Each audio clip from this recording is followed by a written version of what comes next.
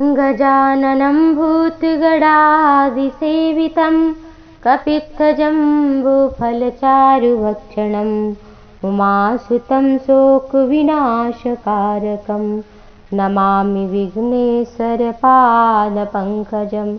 आइए श्रवण करते हैं करवा चौथ व्रत कथा, जिसके श्रवण से होती है पति की लंबी आयु, घर में बनी रहती है सुख समृद्धि। भगवान श्री गणेश के चरण कमल में प्रणाम करते हुए आइए श्रवण करते हैं।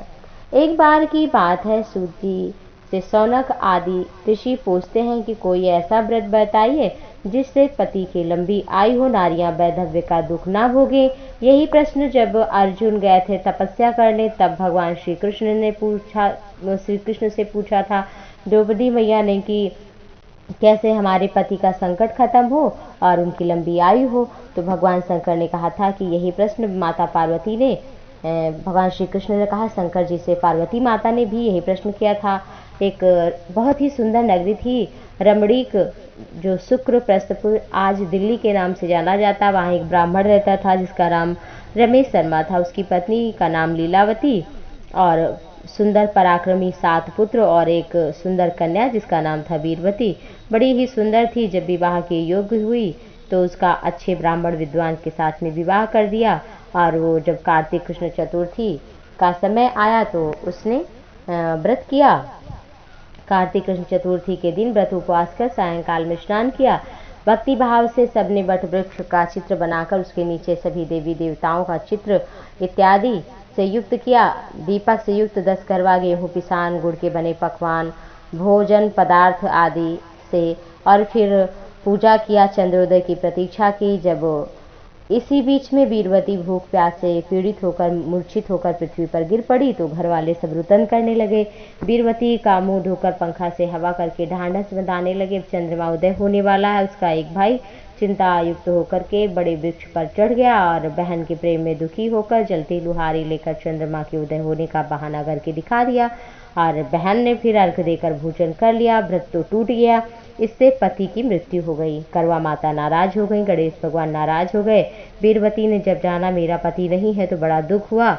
शिव जी का पूजन किया, 1 वर्ष तक निराहार व्रत किया। व्रत के समाप्त होने पर करवा चौथ का व्रत फिर से किया और फिर उसी दिन देवकन्या इंद्राणी वहां पर करवा चौथ का व्रत करने के लिए स्वर्ग से आई हुई थी। वह वीरवती के पास गई और वीरवती ने इंद्राणी से सब बातें पूछी। वीरवती ने कहा जब मैं करवा चौथ का व्रत करके मैंने अर्घ दिया तो पता चला पति रहा ही नहीं। आप मेरे भाग्य से आई हैं, मेरे पति को जीवित कर दीजिए। कहा कि तुमने श्रद्धा भक्ति भाव से पूजन किया है और अब व्रत तुम्हारा पूर्ण हुआ है, अब मैं जीवित कर दूंगी। फिर मंत्र से जल से अभिसिंचित करके उसके पति को पुनः प्रकट करके जीवित किया और कहा कि जो भी नारी इस तरह से पालन करके सभी संयम नियम का व्रत करेगी तो फिर उसके पति की आयु लंबी होगी, धन धान्य से वो परिपूर्ण रहेगा। और वही हुआ। और इस तरह से द्रौपदी ने भी करवा चौथ का व्रत किया, जिसके प्रभाव से कौरवों का दुख चला गया और संग्राम में विजयी हुए और धन धान्य को प्राप्त हुए। करवा चौथ की दूसरी कथा इस प्रकार है। एक साहूकार था, 7 बेटा 1 बेटी। सेठानी के सहित बहू बेटी ने सभी ने करवा चौथ का व्रत कर रखा था। रात्रि को साहूकार के लड़के भोजन करने लगे तो उन्होंने अपनी बहन को भोजन के लिए कहा। इस पर बहन ने भाई से कहा कि अभी चांद तो निकला नहीं है। बहन की बात सुनकर भाइयों ने क्या काम किया, बाहर जाकर अग्नि जला दी। प्रकाश दिखाते हुए कहा चांद निकल आया है और भोजन कर लो। उसको तो इस बारे में कुछ पता नहीं था। उसने ऐसा ही किया, अर्घ देकर और भोजन कर लिया। व्रत टूट गया। गणेश जी नाराज हुए, पति बीमार हुआ। जो कुछ था घर में वो सब कुछ बीमारी में लग गया और फिर उसने 1 वर्ष तक विधि विधान से पूजन किया और उसका व्रत धर्म देखकर फिर गणपति भगवान प्रसन्न हुए और पति को जीवन दान दिया, आरोग्य दिया, धन संपत्ति दी। इस तरह से जो कोई छल कपट को त्याग करके इस व्रत को करता है वो क्लेश से मुक्त हो जाता है। करवा चौथ की तीसरी कथा इस तरह है। प्राचीन काल में करवा नाम की स्त्री अपने पति के साथ नदी के किनारे गांव में रहती थी। एक दिन उसका पति नदी में स्नान करने गया। दयो योग से स्नान करते समय वहां एक मगर आया, उसने पैर को पकड़ लिया। तब व्यक्ति अपनी पत्नी को करवा करवा कहकर चिल्ला रहा था। अपने पति की आवाज़ सुनकर वो करवा भागी हुई आई और देखा तो मगर को कच्चे सूत के धागे से बांध दिया। मगर को बांधकर अपने पति व्रत धर्म के बल से यमलोक में पहुंचकर यमराज से बोली, भगवान मेरे पति को मगर ने पकड़ लिया है। इस अपराध में आप अपने बल से मगर को नर्क में डालिए। करवा की बात सुनकर यमराज बोले, अभी तो उसकी आयु बची हुई है, मैं उसको नहीं मार सकता। यमराज की बात सुनकर करवा बोली, यदि आप ऐसा नहीं करेंगे तो आपको श्राप देकर नष्ट कर दूंगी। करवा की बात सुनकर यमराज बड़े डर गए और उस पतिव्रता के साथ जाकर उसने मगर को यमलोक का मार्ग दिखाया और पति को दीर्घायु होने का आशीर्वाद दिया। तभी से करवा चौथ मनाई जाने लगी। जैसे करवा माता ने अपने पति की रक्षा की, ऐसे ही जो भी व्रत करता है उसके भी पति की रक्षा करती हैं। करवा चौथ की चौथी कथा इस प्रकार है। प्राचीन काल में एक परिवार में 7 बहुएं थीं। 6 बड़े अमीर घर से उनका मान सम्मान था। वो काम तो बहुत करती लेकिन उसे प्यार न मिलता, परेशान अलग किया जाता। त्योहारों पर मायके से सभी के यहाँ से कुछ न कुछ आता और उसके यहाँ से कुछ नहीं आता, पर छोटी बहू काम में लगी रहती। तो एक बार करवा चौथ पे सभी के घर से कुछ न कुछ आया, उसके घर से कुछ नहीं आया तो सभी उसे खरी खोटी सुनाने लगे। वो रोने लगी बेचारी। एक जंगल गई और वहाँ रो रही थी। वहीं पास में एक बिल में नाग रहता था। वो निकल कर आया और पूछने लगा, बहन क्यों रो रही हो?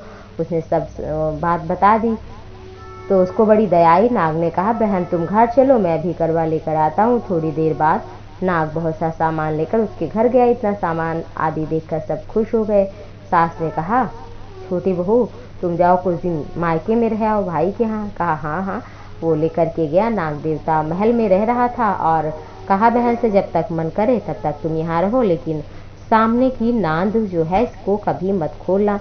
बहू बहुत दिनों तक महल में आराम से रहती रही। एक दिन जब महल में कोई नहीं था तो नांद उठा दिया। छोटे छोटे सांप के बच्चे थे उसमें, वो सब भागने लगे। घबराकर उसने नांद को ढक दिया। घबराहट में एक सांप की पूंछ नांद के नीचे आने से कट गई। कुछ देर बाद नाग जब महल में आया तो बहू ने सब बात बताई और गलती के लिए क्षमा मांगी। नाग ने क्षमा कर दिया। कुछ दिन बाद छोटी बहू ने ससुराल जाने की इच्छा कही तो धन सोना आदि देकर विदा कर दिया। इतना सब कुछ देखकर ससुराल वाले उसकी बड़ी इज्जत करने लगे और जिस सांप की पूंछ कटी थी सभी उसे पुचकटा कहा करते, परेशान करते। एक दिन परेशान होकर अपनी माँ से पूछा कि मेरी पूंछ कैसे कट गई? माँ ने कहा, बहू छोटी बहू के नान उठाने और घबराहट में रखने से तेरी पूंछ कट गई।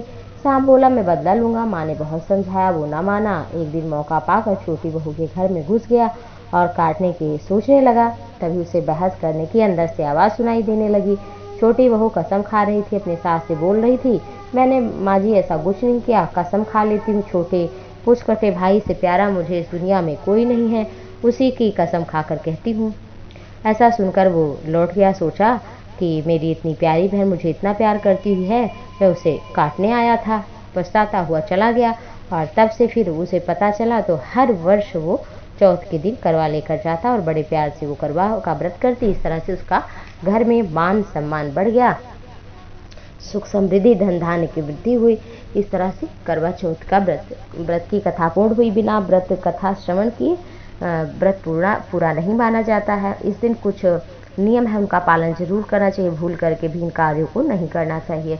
जैसे कि इस दिन सिंदूर को धोना और सिंदूर को मिटाना, चूड़ी व्रत के समय ही तोड़ देना या टूट जाना तो ये अशुभ माना जाता है। इसलिए अगर टूट जाए कभी तो उसको इस तरह से कूड़े कचड़े में ना फेंक दें, उसको उठा करके कहीं साफ सुथरी जगह रख दें और उसको फिर कहीं गंगा इत्यादि में, नदी में या कोई नदी हो या साफ जगह पर उसे रखाएं, पीपल उपल के नीचे। और साथ ही साथ में हम बड़ों को ऐसा नहीं ईर्ष्या द्वेष के कारण प्रणाम ना करें, सभी को प्रणाम करना चाहिए। किसी की निंदा स्तुति नहीं करना चाहिए। सफ़ेद या काला कपड़ा उस दिन नहीं पहनना चाहिए, ना उसका दान करना चाहिए।